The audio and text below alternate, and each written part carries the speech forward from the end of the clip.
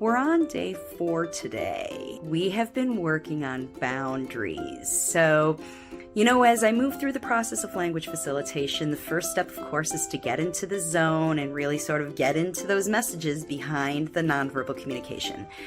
And then when we realize that the messages might not be resonating with everybody, because remember, you can't always get what you want. And we know what he wants. I mean, obviously, it's really clear what Aaron wants. And it's also very clear that he's testing us. If you're working with the workbook, Aaron's firmly at a level 3 with his language facilitation. As far as expression, his comprehension is higher. He's probably at a 4 or 5, depending on the circumstance and depending on how connected we are. And we see this connection going up and down a lot every day. So that's the one thing about when you work with the workbook. As far as connection, it literally is opportunity specific. And when I talk about opportunity, that we do these little times when it's all little clips, because each one of these clips is those opportunities. This is, instead of a therapy session scheduled, this is the time that I chose to put on my language facilitation hat and dig in with Aaron. And sometimes now we're getting to the point where we're drawing those boundaries. And it's hard sometimes for mom to draw those boundaries, because Aaron's nonverbal communication, when he wants something and it's maybe not right now situation, he's gonna push it. And he's been very successful, like a lot of lay talkers, pushing the envelope sometimes because he's got some behavior that's not very nice. It's not that it's not nice, it's just that it's not wanted right then, or he's just so darn persistent that it's like, I won't take anything else. I won't do anything else. He just gets his mind so stuck onto it. So, the idea is, how do we just draw the appropriate boundaries around it? Because yeah, you can break rules, bend rules, do all that all you want, but without some consistency, even though you have, I know I want these rules someday, but without holding to them, you're gonna halt your progress. And I know that this is the toughest stage. I got a little aggressive behavior today. I got smacked a couple times. I got pushed away a couple times because I had to pull out the, I'm sorry, you can't have this. And because he was pushing so hard, and I think this is what kids do.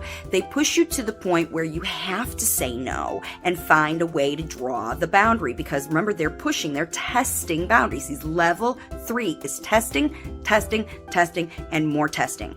And that's because, remember, these kids, a lot of them, Aaron included, have come from environments where a lot of people test them. And even now in his school, when kids are limited verbal, a lot of people test them. They ask them questions. They see it, how verbal they are. They test them even before they interact with them and connect with them.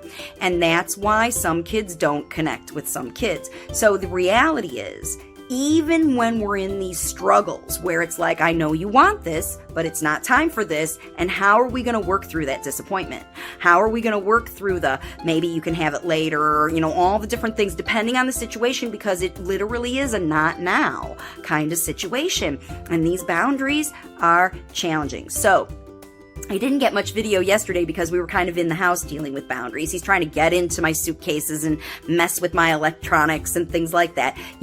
Always when you're not looking, kind of sneaky sorts of things. And this is how we know that the boundaries are being tested, because he's demanding attention. Aaron definitely demands attention. And so this family has to learn how to set him up to be independent, and otherwise they have to be prepared to show up to these little opportunities that Aaron is even presenting. Oops, there sounds like there was one right there.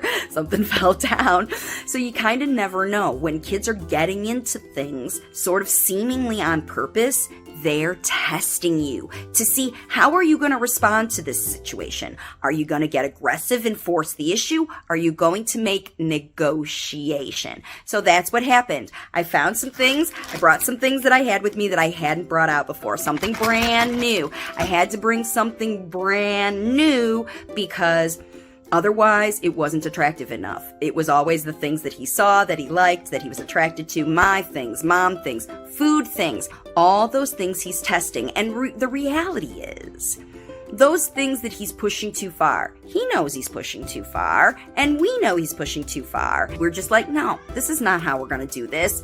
We are physically redirecting him sometimes, verbally redirecting him sometimes, but this redirection always comes with connection. So you'll see in some of the clips that we've got today about how we have this redirection, how he gets himself in trouble, he bonks his head, he falls down, he wants this, he wants that, and how are we dealing with it out in public at the Dubai Mall. So tune into these little clips and see how boundaries are coming around for Aaron.